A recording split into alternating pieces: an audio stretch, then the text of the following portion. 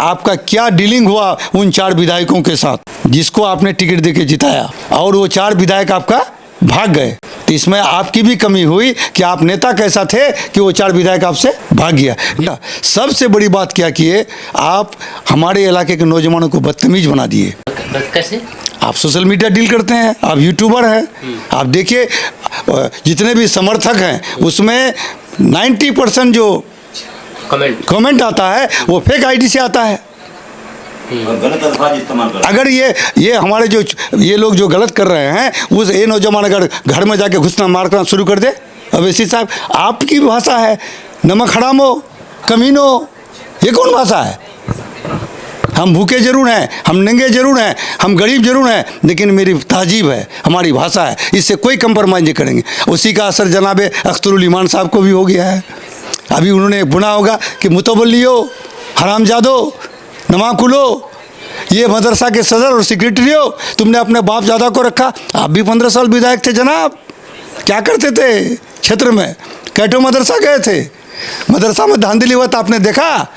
कभी सेक्रेटरी को सरिया उसके खामियों को उजागर किया? लगा नो डाउट ओवैसी साहब लर्नेड आदमी है, पढ़े लिखे हैं, बैरिस्टर है, इसमें दो राय नहीं, लेकिन उसका यूज वो हम नहीं समझते हैं पॉजिटिव कर रहे हैं, वो नेगेटिव कर रहे हैं। ओवैसी साहब नेगेटिव राजनीति कर रहे हैं। नेगेटिव अपने ज्ञानी जरूर हैं, पढ़े लिखे जरूर हैं, बैरिस्टर जरूर हैं, लेकिन ज़्यादा पढ़ा लिखा होना भी, मैंने पहले कहा कि जिन्ना बहुत तेज़ था, बहुत पढ़ा लिखा था, लेकिन वो ऐसा कर दिया कि अपने प्रधानमंत्री बन गया, लेकिन अपने कौम को आज एक चीज़ छोड़ के चला गया यहाँ कि भले आरएसएस वाला या भाजपा वाला जिन्ना को गाली देता है, बदनाम करता है, लेकिन ये आडवाणी सही आदमी था, वो उसके मज़ार में चादर चढ़ाया। वो जानता है कि जिन्ना नहीं होता तो आज मेरा भाजपा नहीं होता, आज आरएसएस नहीं होता। अगर आतंकवादी है मेरे पर कब्जा करता है तो पाकिस्तान को सबक सिखाना चाहिए, हर कीमत पर गुनहगार को सज़ा मिलनी ही चाहिए, लेकिन उसको पाकिस्तान के आड़ में हिंदुस्तान के मुसलमानों के साथ आप कीजिएगा, ये बर्दाश्त के काबिल नहीं है। तो कहते हैं कि प्रशांत किशोर जी बिजनेसमैन है, वो बिजनेस करते हैं, पैसे लेते हैं और काम करते हैं, तो बिजनेसमैन है, ये राजनीति में कहाँ से? इसमें बुरा क्या है भाई? इसमें बुरा क्या है? आदमी, आप चोरी तो नहीं करते हैं प्रशांत जी, डकैती तो नहीं करते हैं, किसी का पॉकेट मारी तो नहीं करते हैं, बिजनेस करते हैं, बिजनेस करना गुनाह नहीं है। हम आपका काम करते हैं, आपके लिए पैसा लेते हैं, आपके ऐसा बालू माफिया हम नहीं हैं, आपके ऐसा हम ट्रक लुटेरा माफिया नहीं है, हम काम करते हैं, पैसा लेते हैं, इसमें बुरा क्या है? मेरा पैसा था, आज मैं पैसा छोड़ दिया हूँ, अपना पैसा अपना काम कर रहा हूँ। अस्सलाम वालेकुम, आदाब, नमस्कार, मेरा नाम फिरदौस गनी है, आप केडीवी लाइव देख रहे हैं। जनसुराज के संस्थापक प्रशांत किशोर जी किशनगंज आ रहे हैं। किशनगंज के ठाकुरगंज में एक बड़ी जनसभा होगी और इस जनसभा को संबोधित करेंगे।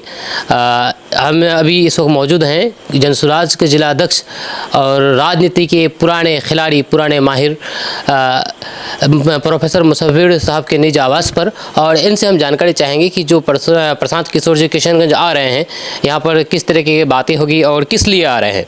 तो सर, सबसे पहले स्वागत है हमारे चैनल पर आपका। बहुत बहुत धन्यवाद आप लोगों का, आप लोग चल के आए और जानना चाहा कि जनसुराज की जो सभा है किशनगंज जिला में 6 तारीख को, क्या मकसद है, क्या उद्देश्य है, हमारे नेता, हमारे सूत्रधार श्री प्रशांत जी क्यों आ रहे हैं, क्या तैयारी चल रही है सर? देखिए, आप लोग जैसा कि जानते हैं जनसुराज एक विचारधारा है। जनसुराज पार्टी की स्थापना जो हुई है 2 अक्टूबर 2024 को, मात्र 6-7 महीना हुआ है, लेकिन इससे पूर्व हमारे जो सूत्रधार हैं प्रशांत जी, वो लगभग 2 साल से पूरे बिहार का दौरा किए हैं, गली गली कुचा, गांव, समाज, कस्बा, सब जगह घूमने के बाद लोग इस यहाँ की स्थिति, यहाँ के दशा दिशा, यहाँ के अच्छे बुद्धिजीवी, किसान, मजदूर, दलित, महादलित, अल्पसंख्यक, सारे लोगों से विचार विमर्श करने के बाद इस नतीजे पर पहुंचा कि बिहार की स्थिति जो आज़ादी के दिनों में थी उससे भी बदतर आज हम हो गए हैं। 75-77 साल बीत जाने के बाद भी दुनिया कहाँ से कहाँ पहुँच गई। हिंदुस्तान के दूसरे राज्य जो बहुत बिहार से आज़ादी के दिनों में बहुत पीछे थे, तो वो आज अग्रणी राज्यों में शुमार होता है। लेकिन बिहार बहुत पिछड़ा है। क्या कारण है इस पिछड़ेपन का, अगर बताना? वही बता रहा हूँ मैं। तो हमारे प्रशांत जी ने सोचा कि प्रशांत जी आप लोग जानते हैं एक नीतिकार हैं, मैंने किसी भी रणनीति तैयार करते हैं, चाहे वो किसी सेक्टर में, पॉलिटिक्स के सेक्टर में हो या आईटी के सेक्टर में हो, जो भी हो। अब तक वो अमेरिका में रहते थे, वहाँ से आए हिंदुस्तान में, तो आके इस तरह का काम करने लगे। वो सबसे पहले उन्होंने मोदी जी की पार्टी को ही पकड़ा 2014 में। उसके बाद धीरे धीरे लगभग सभी को, अखिलेश जी के साथ गए, ममता जी के साथ गए और नीतीश जी को भी सपोर्ट किए, केजरीवाल को सपोर्ट किए। मैंने अपनी रणनीति से उन पार्टियों को सत्ता में लाने में अपना योगदान दिया। तो उन्होंने सोचा कि क्यों नहीं, बिहार की जो दशा है 2 साल घूमने के उपरांत वो लगा, तो हम जो इस दशा से बिहार को उबार सकते हैं, हम दूसरे के लिए काम करें तो बिहार के लिए। और अब तो जैसा ही जानते हैं, तो ये जो काम और अन्य दलों के लिए, उसके लिए हमको मुआवजा मिला, पैसा मिला, वो मजदूरी किए। जिस तरह एक वकील किसी केस की पैरवी करता है तो उसका फीस होता है, निस्संदेह प्रशांत जी भी किसी के लिए काम किए तो उसका फीस बढ़ा। तो मेरा एक फार्मूला है कि जब संपन्नता आती है तो ऑटोमेटिक लोग अधिकार खोजता है। तो निश्चित रूप से प्रशांत जी संपन्न जब हो गए तो संपन्न व्यक्ति को अधिकार की चिंता होती है, और निश्चित रूप से वो बिहारी हैं और बिहार स्वाभिमानी होता है। तो उनका स्वाभिमान जगा कि ये काम हम बिहार के लिए क्यों नहीं करें, बिहार को आगे बढ़ाने का क्यों नहीं करें। निश्चित रूप से मनुष्य वो भी स्वार्थी हैं। सत्ता, अगर वो बिहार को अच्छा बना के सत्ता में आके अच्छा करना चाहता है, इसके लिए वो काम कर रहे हैं, लगातार घूम रहे हैं। हमारा कार्यक्रम चल रहा है। इस क्रम में, इस कड़ी में 6 मई को वो किशनगंज जिला के पौवाखाली नगर पंचायत में आ रहे हैं। हाई स्कूल मैदान में एक कार्यक्रम है, उसमें इसको हम लोग उद्घोष यात्रा कहिए, उद्घोष सभा कहिए। उसमें अपनी बातों को, अपनी पार्टी की नीति, सिद्धांतों, कार्यक्रमों को रखेंगे। लोग अभी जो चर्चित मुद्दा है, चाहे वक्फ का हो, चाहे वो जो पहलगांव में जो घटना हुई है, उसके बाद सारी बिंदु पर चर्चा होगी। सीमांचल पीछे क्यों है, इसका कारण क्या है, इस पर भी चर्चा होगी। कितने लोगों की आने की संभावना है? देखिए, हम लोग तो टारगेट किए कम से कम 10,000 से 15,000 के बीच लोग आएंगे। छोटी सभा है, लेकिन फिर भी हम सोचते हैं कि 10 से 15,000 लोग आएंगे। 10 से 15,000 लोग हैं। निश्चित। अच्छा, आपने एक बात कही कि प्रशांत किशोर जी बहुत सारे पार्टियों के साथ काम किया और उनको जिताने में मदद की। तो आखिर ये क्या, मतलब जादू क्या है प्रशांत किशोर के हाथ में कि जिस पार्टी को उन्होंने पकड़ा और वो जीत हासिल की?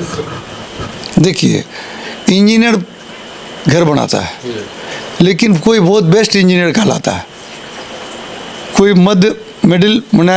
मध्यम लेवल का, और कोई किसी के पास कोई जाता नहीं। जैसे वकील है, आप जेठमलानी का नाम सुने होंगे, पालकी वाला का नाम सुने होंगे, उसके पास केस जाता है तो श्योरिटी हो तो केस जिता ही देगा, समझे। तो क्योंकि उस केस के गुणवत्ता को किस तरह से जज के पास रखा जाए, वो कला जेठ पालकी वाला जी के पास था, या जेठमलानी के पास था, या आज क्या कहते हैं उसको, प्रशांत भूषण जी के पास है, अभिषेक सिंघवी के पास है। तब सारे लोग जाता है। अभिषेक सिंघवी तो कांग्रेस ही है, लेकिन सारे दल के लोग जाते हैं, वो प्रोफेशनल पैसा लेते हैं, उसका केस का पैरवी करता है। तो निश्चित रूप से रणनीतिकार के रूप में प्रशांत किशोर का लेवल इंडिया लेवल पर नहीं, वर्ल्ड लेवल पर है। तो कहते हैं कि प्रशांत किशोर जी बिजनेसमैन है, वो बिजनेस करते हैं, पैसे लेते हैं और काम करते हैं। तो बिजनेसमैन है, ये राजनीति में कहाँ से? इसमें बुरा क्या है भाई, इसमें बुरा क्या है? आदमी, आप चोरी तो नहीं करते हैं प्रशांत जी, डकैती तो नहीं करते हैं, किसी का पॉकेट मारी तो नहीं करते हैं, बिजनेस करते हैं। बिजनेस करना गुनाह नहीं है। हम आपका काम करते हैं, आपके लिए पैसा लेते हैं। आपके ऐसा बालू माफिया हम नहीं हैं, आपके ऐसा हम ट्रक लुटेरा माफिया नहीं है। हम काम करते हैं, पैसा लेते हैं, इसमें बुरा क्या है? मेरा पैसा था, आज मैं पैसा छोड़ दिया हूँ, अपना पैसा अपना काम कर रहा हूँ। बिहार की जनता के लिए काम कर रहे हैं, बिहार की जनता के लिए रणनीति बनाए। मैं बिहार में पैदा हूँ, मेरा फर्ज बनता है कि आज मेरा बिहार आज़ादी के 77 साल बाद भी अगर उसी दशा में है तो मैं बिहार की मिट्टी का कर्ज किस दिन अदा करूँगा। क्या लगता है कि पार्टी को जितवाना या और दूसरे खुद अपना पार्टी को पार्टी बना करके जीत दिलाना, कितना फ़र्क है इसमें? ये भविष्य के गर्भ में है, भविष्य के गर्भ तक जो राजनीति की है, जहाँ से विधानसभा चुनाव लड़े हैं, उन्होंने लगभग एक आध जगह अगर कुछ विफलता भी मिली है, लेकिन अधिकांश जगह उसको सफलता मिली है। सफलता मिली है तो हम लोग ये विश्वास करते हैं कि उस वक्त अकेले प्रशांत जी रणनीतिकार बनते थे और पार्टी के लोग। अभी तो बिहार की सारी जनता है। अभी बिहार की स्थिति आप देखिए, बिहार में हर तरह का एक्सपेरिमेंट हो चुका।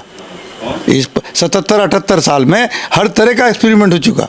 पहले खानदानी लोग आते थे, बाप एमएलए, बेटा एमएलए, पोता एमएलए, वो दौर ख़त्म हुआ तो यहाँ चला जातिवाद। जातिवाद चला। जातिवाद के आधार पर जिसका जात ज़्यादा हो एमएलए बना, चाहे वो सलाहियत हो, क्षमता हो ना हो, क्योंकि उसकी मेजोरिटी वो बन गया। वो जब शांत हुआ तो बीच में बाहुबल आया। जो बाहुबली होगा, जो बूथ कैप्चर कर सकेगा, जो जिसके डर से वोट देगा, उसी को पार्टी लोग टिकट दिया। दौड़ चला, हाँ दौड़ चला। उसके बाद एक दौड़ आया, अभी धर्म का सिक्का चल रहा है। धर्म के नाम पर राजनीति हो रही है। धर्म में लोग अंधा हो जाता है, तो आज धर्म की राजनीति। इन सारी व्यवस्थाओं से लोग अब मैंने पूछ चुका है। इतना एक्सपेरिमेंट करने के बाद ही हम जस के तस थे। बल्कि आज़ादी के दिनों में जो बिहार की स्थिति थी, 110 में हमारा नंबर आता था, लेकिन आज हम 28वां में ही हैं। तो लोग उब चुका है, निश्चित रूप से लोग को समझ में आ गई है। कितना पसंद कर रहे हैं जनसुराज को या प्रशांत किशोर को? वो एक सर्वे आई है, इस सर्वे में नीतीश कुमार को प्रशांत किशोर से नीचे देखा गया है। यानी कि नंबर 1 पर तेजस्वी यादव, दूसरे नंबर पर प्रशांत किशोर। तो किस तरह से इसको देखते हैं कि भविष्य में प्रशांत किशोर का 6-7 महीने की पार्टी है। आज भाजपा दुनिया की बड़ी पार्टी माना जाता है। उस पार्टी को आने में बिहार में या हिंदुस्तान में कितना वर्ष लग गया था? 10% वोट हम बाई इलेक्शन लड़े। पहला इलेक्शन 10 दिन पार्टी घोषित हुआ। मेरा सिंबल भी हमको नहीं मिला था ठीक से। हम जो चुनाव अभी तक हमको सिंबल भी नहीं मिला है। वक्ती तौर पर, टेम्पोररी तौर पर हमको बस्ता मिला स्कूल का, उसमें चुनाव लिए हमको 10% वोट आया। कोई भाजपा जैसी पार्टी बता दे कि उसको कितने दिनों में 10% वोट आया था? तो ये तो आपका बेकार जो अपोजिशन का हो हंगामा है।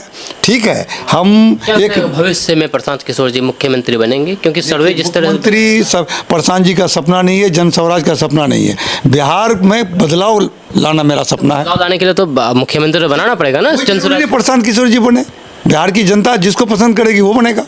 प्रशांत किशोर रणनीतिकार है, वो अगुआ है, वो कर रहे हैं। अगर पार्टी कहेगी तो जन स्वराज, तो प्रशांत जी बनेंगे। लेकिन प्रशांत जी को जहाँ तक मैं व्यक्तिगत रूप से जानता हूँ, या जो मेरी समझ है छोटी सी मैंने पॉलिटिकल हिस्ट्री में, वो बहुत हाईली एम्बिशियस हैं। वो बिहार को नहीं देख रहा, पूरे इंडिया को देख रहा है। पूरे इंडिया को देख रहा है। हाँ, समझे कि प्रशांत किशोर जी बिहार तक ही सीमित नहीं रहने वाले हैं। अगर मान के चले बिहार में उनको सफलता मिलती है, उन जन स्वराज की सरकार बनती है, तो इंडिया लेवल तक फैलेगा। बिहार ज्ञान की धरती है, बिहार क्रांति की धरती है, बिहार प्रजातांत्रिक मूल्यों की उत्पत्ति की धरती है, बिहार अध्यात्म की। यहाँ बौद्ध जन सारे जैसे लोग आए, यही उन्हें ज्ञान मिला। हम ज्ञान दुनिया को दिए हैं। तो और बिहार क्रांति की धरती है।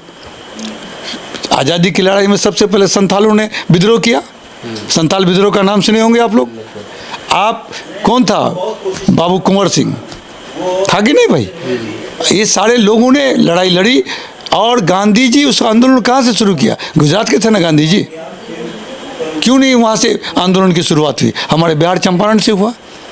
जब प्रजातंत्र व्यवस्था में बहुत बुराई आ गई, आप लोग छोटे होंगे, 77-75 में जब भ्रष्टाचार चरम सीमा पर हुआ और कांग्रेस की सरकार थी, सरकार मनमानी करने लगी, तो लाचार होके इंदिरा गांधी को इमरजेंसी डिक्लेयर करना पड़ा।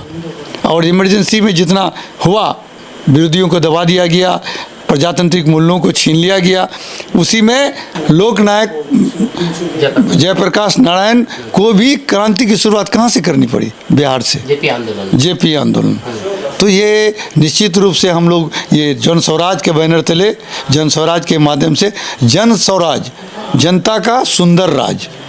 देखिए, जब नेहरू, आप लोगों को याद होगा, इंडियन हिस्ट्री जब पढ़ेंगे, इंडियन नेशनल कांग्रेस का जो हिस्ट्री पढ़ेंगे, जब चोरा चोरी और जलियांवाला बाग कांड हुआ, तो इसमें कांग्रेस में विद्रोह हुआ। और मोतीलाल नेहरू, जवाहरलाल नेहरू का बाप, गांधी के विचारों से सहमत नहीं था। मैंने नरमपंथी और गर्मपंथी, तो कहा कि तब उन्होंने एक स्वराज पार्टी बनाया था। अच्छा। मोतीलाल नेहरू, और उसके वो अध्यक्ष थे। तो और गांधी का भी सोना था कि स्वराज हो, मैंने अपना जनता का राज हो, कल्पना था, जिसको हम लोग दूसरे शब्दों में राम राज। आज तो भाजपा वाले रामराज का मैंने विकृत राम का नाम लेते हैं, लेकिन राम के विकृत सारी राम की मर्यादाओं का, राम के आचरण का, राम के मैंने पर जो आस्था उसका सारा चीज़ विकृत कर रहा है।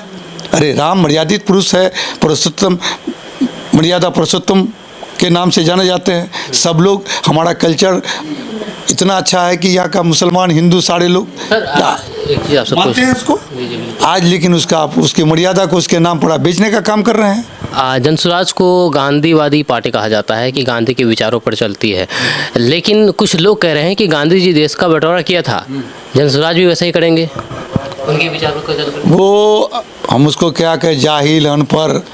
गांधी ने तो यहाँ तक कह दिया था कि भारत का बंटवारा मेरे मरने के बाद होगा, लेकिन हुआ नहीं। मेरे से क्यों हुआ? आप हालात को देखना पड़ेगा, हालात को। ये भारत को बंटवारने का सबसे बड़ा हाथ आरएसएस का है, समझे?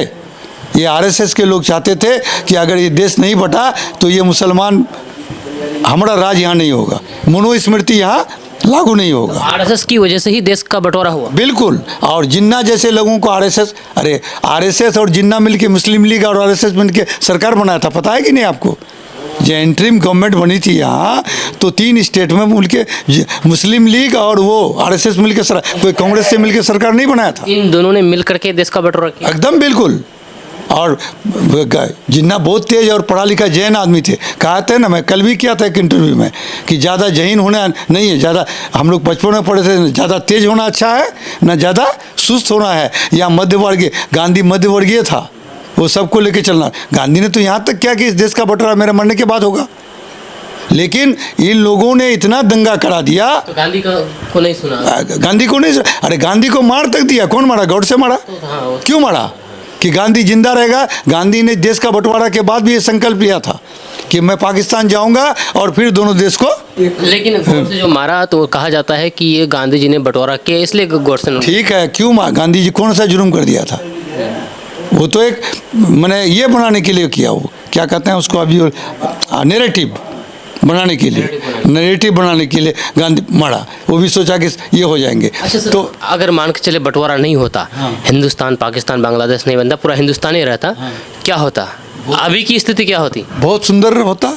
कोई जातिवाद नहीं होता, कोई धर्म का जो उन्माद फैला रहा है, लोगों को भड़का रहा है, कुछ भी नहीं होता। यहाँ पर मुसलमान और हिंदू बराबर होते, बराबर हो ना हो। आज भी मुसलमान हिंदू मिलकर रहते हैं, आज भी यहाँ हिंदू और मुसलमान। जो जनसंख्या अगर देखा जाए तो जनसंख्या से नहीं होता है आदमी का। अरे 200-250 साल से मुगल शासक चल रहा है यहाँ, कहाँ हिंदू संस्कृति खत्म हो गया? हुआ? मानसिंह उसका सिपहसालार था, बीरबल उसका सबसे बड़ा सलाहकार था, टोडरमल उसका वित्त देखता था कि नहीं भाई?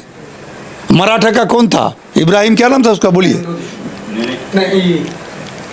सब यहाँ लाता था। देसी छोटे छोटे रियासत था वो। आप राजा का कोई मजहब नहीं होता है, चाहे वो राजा हिंदू रहे, सिख रहे, ईसाई रहे। उसका अच्छा सर, जब बंटवारे पर आ गए तो थोड़ी बहुत और पूछ लेते हैं। इस बंटवारे से सबसे ज़्यादा नुकसान किसको हुआ? क्या नहीं लगता है कि मुसलमानों का सबसे ज़्यादा नुकसान हुआ? अगर बंटवारा नहीं होता तो यहाँ पर, मैं तो अक्सर बोला करता हूँ पॉलिटिकल भाषा में कि भले आरएसएस वाला या भाजपा वाला जिन्ना को गाली देता है, बदनाम करता है, लेकिन ये आडवाणी सही आदमी था। वो उसके मज़ार में चादर चढ़ाया। वो जानता है कि जिन्ना नहीं होता तो आज मेरा भाजपा नहीं होता, आज आरएसएस नहीं होता। समझे बात को? उन्होंने जिन्ना से वो क्या लेना देना है? जिन्ना तो भारत के, हिंदुस्तान के मुसलमानों के लिए जनाजा तक पढ़ दिया वो एक तरह से। क्या मतलब उससे हमको? आज निश्चित रूप से जो घटना हुआ है, पहलगाम वाला घटना हुआ है, ये निंदनीय है। आतंकवाद एक समस्या है भारत के लिए नहीं, पूरी दुनिया के लिए। लेकिन आज सिर्फ एक नैरेटिव क्यों क्रिएट कर रहे हैं आप कि मुसलमान आतंकवादी है, सारा मुसलमान आतंकवादी है? अरे आतंकवादी का जन्मदाता कौन है? अमेरिका, बड़े बड़े देश। वो फिनेंसर है, उसका आर्म सप्लायर है, पूरी दुनिया में करता है। पाकिस्तान भी आतंकवाद अटैक करते हैं। अगर मान के चले आतंकवाद मुसलमान होता तो पाकिस्तान में नहीं करता, मस्जिदों पर अटैक होता है, वहाँ होता है निश्चित रूप से। तो भाई अगर आतंकवादी है, मेरे पर कब्जा करता है, तो पाकिस्तान को सबक सिखाना चाहिए हर कीमत पर। गुनहगार को सज़ा मिलनी ही चाहिए, लेकिन उसको पाकिस्तान के आड़ में हिंदुस्तान के मुसलमानों के साथ आप कीजिएगा, ये बर्दाश्त के काबिल नहीं है। चलिए सर, इतिहास की बहुत सारी बातें हो गई। एक अब बात ये करते हैं कि अभी जो राजनीति के बारे में प्रशांत किशोर का जो ये है सोच है जाति धर्म से ऊपर उठ करके, लेकिन यहाँ के लोगों का अभी भी सोच जाति धर्म पर है, जाति धर्म को देखकर ही वोट करते हैं। तो इससे कैसे उभर करके अपने पाले में लाएंगे? हमें में आप किशनगंज का सुरजापुरी और ये सीमांचल, बिहार के बारे में। हाँ ना, सीमांचल बिहार को तो मैं कहूँ कि ये स्वाभिमान की धरती है। सत्तू चना और लिट्टी खा के रह जाएंगे, लेकिन हम अपने हित से कंप्रोमाइज़ करने वाले हैं नहीं। देखिए, आपने कहा दिया, मिसाल दिया ना, बड़ी बड़ी क्रांति बिहार से ही हुआ, कहाँ और दूसरा देश से हुआ, संपन्न हुआ। अभी बड़ा अच्छी बात, यहाँ के लोगों को समझना होगा कि हम सब कुछ किए, लेकिन आज हम भिखारी हैं। मेरे बच्चे आज पलायन कर रहे हैं, जाके हरियाणा, राजस्थान, क्या कहता है, पंजाब में जाके गोबर उठाने का काम करता है, गुजरात के फैक्ट्रियों के जाके काम करता है, कलकत्ता के कोठी अंधेरे कोठी में ज़िंदगी बसर कर रहा है। आप कभी सोचे? हमने रोशनी दिया दुनिया को, हमने शिक्षा दिया दुनिया को, हमने ज्ञान दिया दुनिया को, हमने आध्यात्मिक क्षेत्र में भी ज्ञान दिया। आज हम पीछे क्यों भाई? कहीं ना कहीं हमारे जो लोग थे सत्ता में, चाहे जो रहा हो, भाजपा रहे, कांग्रेस रहे, जदयू रहे, राजद रहे, आपने नाइंसाफ़ी की है। अब वो दौड़ आ गया है कि इन लोगों को इस सरा गिला जो व्यवस्था सिस्टम बना दिया है, इन लोगों को धक्का मार के निकालने दिए। अच्छा सर, आज की राजनीति के बारे में बात करते हैं। आज ओबीसी साहब आए हुए थे आपके ही बहादुरगंज विधानसभा में, क्या देख रहे हैं कि ओबीसी के आने से क्या आपके लिए नुकसान होगा, क्या फ़ायदा होगा? ये ओवैसी साहब जो 2020 में इलेक्शन हुआ था, मैं भी गया था। एमआई में थे नहीं, एमआई में गया था, घर के चुनाव लड़ने की बात थी, हमको बुलाया गया। इस वजह से गया कि राजनीति नीति से चलता है। जिस तरह कभी कभी लड़ाई के मैदान में अपना 2 चौकी खाली कर देना पड़ता है सेना को बैक करने के लिए, पीछे कर दिया जाता है, ताकि मेरा दुश्मन जो हम पर कब्जा करे, हम पीछे से घेरें। तो ओवैसी साहब बड़ी अच्छी अच्छी बातें बोलने लगा। नो डाउट ओवैसी साहब लर्नेड आदमी हैं, पढ़े लिखे हैं, बैरिस्टर हैं, इसमें दो राय नहीं, लेकिन उसका यूज वो हम नहीं समझते हैं पॉजिटिव कर रहे हैं, वो नेगेटिव कर रहे हैं। ओवैसी साहब नेगेटिव राजनीति कर रहे हैं। नेगेटिव, अपने ज्ञानी जरूर हैं, पढ़े लिखे जरूर हैं, बैरिस्टर जरूर हैं, लेकिन ज़्यादा पढ़ा लिखा होना भी, मैंने पहले कहा कि जिन्ना बहुत तेज़ था, बहुत पढ़ा लिखा था, लेकिन वो ऐसा कर दिया कि अपने प्रधानमंत्री बन गया, लेकिन अपने कौम को आज एक चीज़ छोड़ के चला गया। यहाँ क्या ज़रूरत थी उसको मुस्लिम राष्ट्र घोषित करने का? मैं यहाँ के हिंदू भाई को सलाम करता हूँ। अरे उस वक्त हिंदू राष्ट्र ये भी हो सकता था ना। ठीक। आपने जब मुस्लिम राष्ट्र कर दिया, एक दिन पहले उसको आज़ादी मिली है, एक दिन बाद हमको आज़ादी मिली है, मालूम है ना? 14 और 15 को आपने मुस्लिम राष्ट्र कर दिया। गांधी, नेहरू, पटेल, मौलाना अबुल कलाम आज़ाद ने गांधी के विचारधारा पर, अम्बेडकर के विचारधारा पर उन्होंने इस देश को धर्मनिरपेक्ष देश रखा, सेकुलर स्टेट कहा, समझे? ये भी तो हिंदू राष्ट्र को था। वही खिस में आज तक जो हमारे कट्टरपंथी लोग हैं, जिस तरह कट्टरपंथी मुसलमानों ने कहा कि हम इस्लामिक देश बना लेंगे, इसी तरह कुछ कट्टरपंथी हमारे हिंदू भाई जो उस दिन से जोत लगा के बैठा हुआ है कि हम इस देश को हिंदू राष्ट्र बनाएंगे। यही लड़ाई है, आज तक लड़ाई जारी। जब तक होगा तब तक लड़ा जाएगा। ये तो हमारे हिंदू और मुसलमानों का यहाँ संयम है कि हम इसको लेते हैं। ठीक है सर, लास्ट में प्रशांत किशोर जी आ रहे हैं, क्या कहना चाहेंगे यहाँ के लोगों से? क्या प्रशांत किशोर जी कहना चाहेंगे? आप देख लीजिए आज का कार्यक्रम हुआ ना ओवैसी साहब का, आपको क्या लगा? ओवैसी साहब का जो ये था, इस तरह सबसे बड़ा तो ओवैसी साहब, हम सीमांचल अपने तहजीब के लिए जाने जाते हैं। हम गरीब जरूर हैं, लेकिन हम तहजीब के लिए जानते हैं। आप मेरे यहाँ के आदमी को, नेताओं को, आपका क्या डीलिंग हुआ उन 4 विधायकों के साथ जिसको आपने टिकट देके जिताया, और वो 4 विधायक आपका भाग गए? तो इसमें आपकी भी कमी हुई कि आप नेता कैसा थे कि वो 4 विधायक आपसे भाग गया। अरे भाई, मैं सवाल करता हूँ, जवाब तो वो देंगे। जरूर आप में कुछ कमी रहेगी तालमेल का। आपसे टिकट दे करके एमएलए बना, एमएलए बनने के बाद कुछ दिन के बाद वो आपके छोड़ के चला गया। निश्चित रूप से मैं नहीं कहता हूँ कि जो भाग गया वो सही किया, अगर उसको जाना था तो रिजाइन करके जाना था, लेकिन आपकी कुछ कमी रहेगी जिसके चलते वो भाग गया ना भाई। आपने अपना कमी को देखा। सबसे बड़ी बात क्या किए, आप हमारे इलाके के नौजवानों को बदतमीज बना दिए। कैसे? आप सोशल मीडिया डील करते हैं, आप यूट्यूबर हैं, आप देखिए जितने भी समर्थक हैं उसमें 90% जो कमेंट आता है वो फेक आईडी से आता है। और गलत अल्फाज इस्तेमाल करते हैं। अगर ये हमारे जो ये लोग जो गलत कर रहे हैं उस ये नौजवान अगर घर में जाके घुसना मारना शुरू कर दे, अवैसी साहब आपकी भाषा है नमक हरामो, कमीनो, ये कौन भाषा है? हम भूखे जरूर हैं, हम नंगे जरूर हैं, हम गरीब जरूर हैं, लेकिन मेरी तहजीब है, हमारी भाषा है, इससे कोई कंप्रोमाइज़ नहीं करेंगे। उसी का असर जनाब अख्तरुल ईमान साहब को भी हो गया है।